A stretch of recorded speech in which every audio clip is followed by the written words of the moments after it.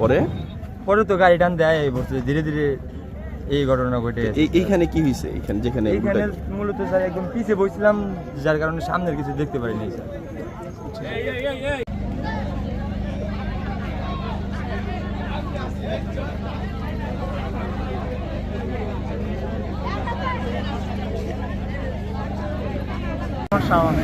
জি, আব্দুর রহমান শাহন।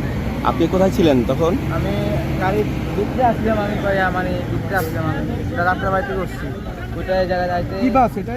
এটা হইলো আপনার বাসের নামটা আমি স্যার বলতে পারি না। আমার আপনার নাম কি? আপনার নাম? আমার নাম আব্দুর রহমান শাহন। বাবার নাম? বাবার নাম কামাল উদ্দিন বাবু। আপনার বাড়ি কোথায়? বাড়ি নোয়াখালী। আপনি গাড়িতে উঠছিলেন কোত্থেকে? যাত্রা বাড়ি থেকে। কি হয়েছিল আমাকে একটু বলেন তো সংক্ষেপে এই যে আপনি প্লিজ। আমি দাউদকান্দি ফায়ার স্টেশনে ইনচার্জ এরশাদ হোসেন। আচ্ছা, আমি এসে প্রাথমিকভাবে যেটা আমরা পাইছি এখন পর্যন্ত চারটা আমরা ডেড বডি পাইছি। তার মধ্যে দুজন শিশু, একজন মহিলা এবং একজন পুরুষ। তা একজনকে আমরা যে মোটরসাইকেলের যাত্রী হিসেবে আমরা মনে করছি, কারণ ওই মোটরসাইকেলের ওইখানে মোটরসাইকেল উঠেছিল। আর তিনজনকে প্রাথমিকভাবে আমরা এখন পর্যন্ত যাত্রী হিসেবে আমরা করতেছি।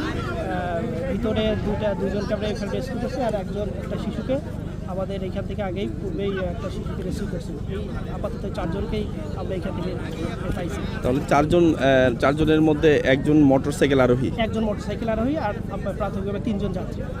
শিশু কয়জন? শিশু দুজন, দুজন, আর আরেকজন মহিলা।